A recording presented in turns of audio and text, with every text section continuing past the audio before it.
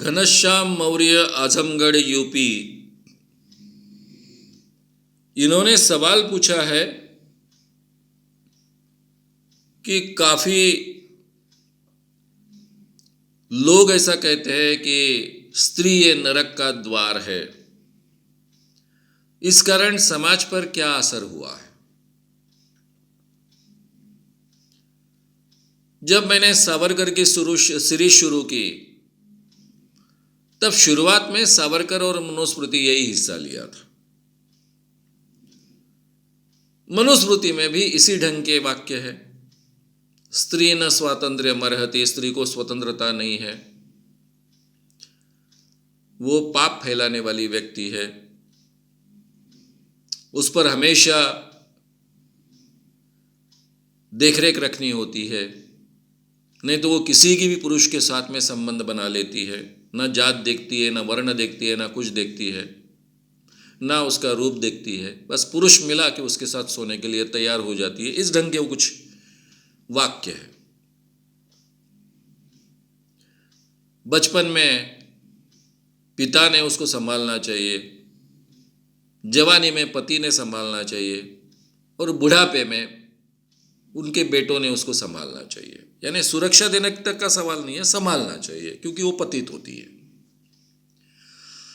आध्यात्मिक क्षेत्र में स्त्री को नरक का द्वार माना गया है, क्योंकि ब्रह्मचर्य को बहुत महत्व दिया गया है। चरित्र का संबंध ब्रह्मचर्य से जोड़ा गया है। ज्यादा से ज्यादा अलाउड एक स्त्री अपनी खुद की पत्नी है तो, लेकिन जिसको मोक्ष प्राप्त करना है, धार्मिक अंतिम उद्देश्य जीवन का प्राप्त करना है, उसने स्त्री से दूर रहना चाहिए। यह ब्रह्मचर्य का आधार रहा। यह केवल भारतीय धर्मों का आधार रहा ऐसा नहीं है। जैनिज्म में, बुद्धिज्म में और हिंदुइज्म में केवल यह आधार रहा ऐसा नहीं है, क्रिश्चियनिटी में भी रहा है। क्रिश्चियनिटी में तो और ज्यादा भयानक है। सेक्स की प्रक्रिया को ही पाप ठहराया गया। इवन पति पत्नी ने, खास कर कैथोलिक पंथियों में, पति पत्नी ने एक दूसरे के साथ में संबंध नहीं रखने चाहिए ऐसा कहा गया। केवल बच्चे पैदा करने के लिए संबंध रखना चाहिए, अदरवाइज पति पत्नी ने भी एक दूसरे के साथ संबंध नहीं रखना चाहिए। उन दिनों में अगर टेस्ट ट्यूब बेबी की टेक्निक अगर इजाद हुई होती 2000 साल पहले, तो ये कैथोलिक पंथियों ने शायद स्त्री पुरुष संबंध पूरी तरह से 100% वर्जित कर डाले होते। अब देखिए, जिसमें से हमको एक सुंदर मानव का जीवन मिलता है, उसी प्रक्रिया को हम वर्जित साबित करते हैं, या फिर वर्जित करना चाहते हैं, पाप का हिस्सा ठहराना चाहते हैं।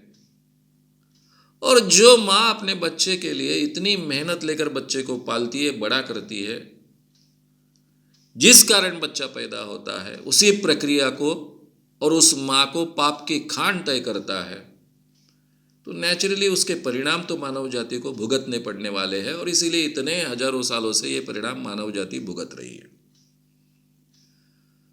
इसके कारण समाज का बहुत बड़ा नुकसान हुआ है।